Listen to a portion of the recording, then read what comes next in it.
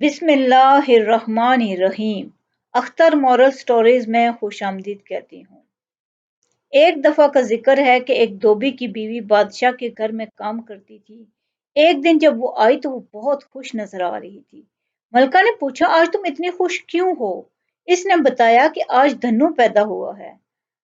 ملکہ نے اس کو مٹھائی پیش کرتے ہوئے کہا کہ دھنو کی پیدائش کی خوشی میں مٹھائی کھاؤ۔ اتنے میں کمرے میں بادشاہ سلامت داخل ہوئے۔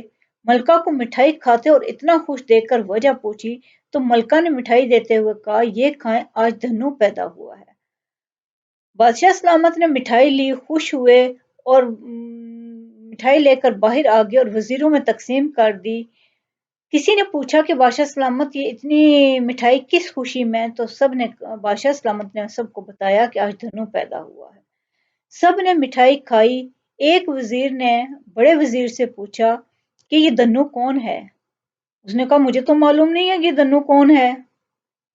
وزیر نے لا علمی سے سر ہلایا اور ہمت کر کے جا کے بادشاہ سے پوچھا، بادشاہ سلامت یہ دھنو کون ہے جس کی خوشی میں ہم اتنی مٹھائی کھا رہے ہیں؟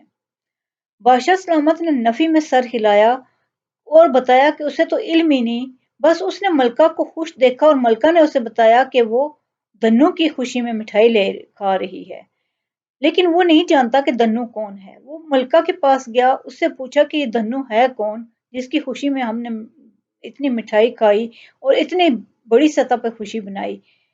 اس نے لا علمی کا اظہار کرتے ہوئے کہا کہ دوبن کی بیوی بہت خوش تھی کہ دھنو پیدا ہوا ہے، اسے خوش دیکھ کر وہ بھی خوش ہو گئی۔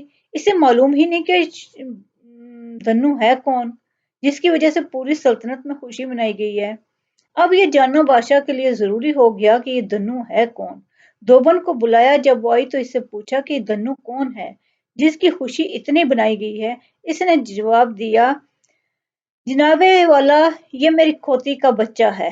اللہ آپ کو بہت خوشیاں اور کامیابیاں دے۔ شکریہ۔